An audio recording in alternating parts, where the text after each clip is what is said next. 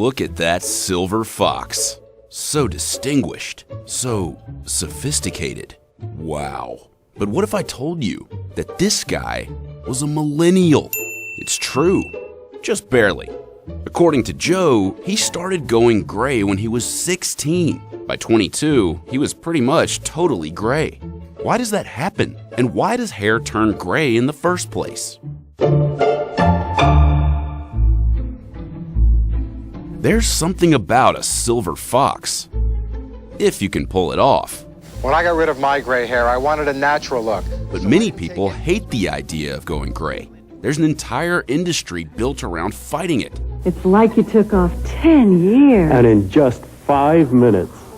Just for men, she'll love the way you look. So why does it happen? The process of hair changing from darker color to whiter gray with age is mainly due to genetics. It can be inherited from either parent. The color of our hair is determined by the form of hair pigment that we have. The pigment is actually produced along the hair shaft. And there are two main forms of hair pigment. There's eumelanin and pheomelanin. Eumelanin is what we see in brunettes and darker haired people. And pheomelanin is what we see in blondes and redheads. The cells in our hair bulb produce a little bit of hydrogen peroxide, which is a metabolic byproduct. And typically there's an enzyme called catalase that breaks this down to water and oxygen.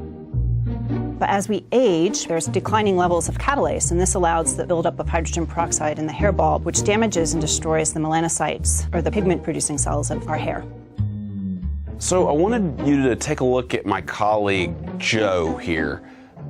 Joe is technically a millennial. He started to go gray when he was 16, and by 22, it was pretty much gray all over. What happened to Joe? So when individuals gray early in life, before the age of 20, it's called premature graying, and this is due to genes. And we know there's one gene in particular that's been targeted called interferon regulatory factor 4, which is important in regulating and producing melanin in the hair. Joe was lucky enough to inherit some genes that predisposed him to developing gray hair early in life. Obviously, Joe has gray hair on his head. When you go gray on your head, does the hair on the other parts of your body go gray as well? No, Joe. We can picture it. So you can grow gray hair anywhere in your body. Wherever you have hair, the hair is susceptible to oxidative damage and eventually going gray. So the main cause of going gray is genetics. But what role can stress play? After all, Obama didn't look like this when he showed up at the White House. So it's controversial the role stress has in hair graying. We know that stress creates oxidative damage in the body, and it's been linked to a lot of premature aging syndromes. So it's thought that stress causes oxidative damage, which may cause damage to the melanocytes and may cause us to grow gray earlier.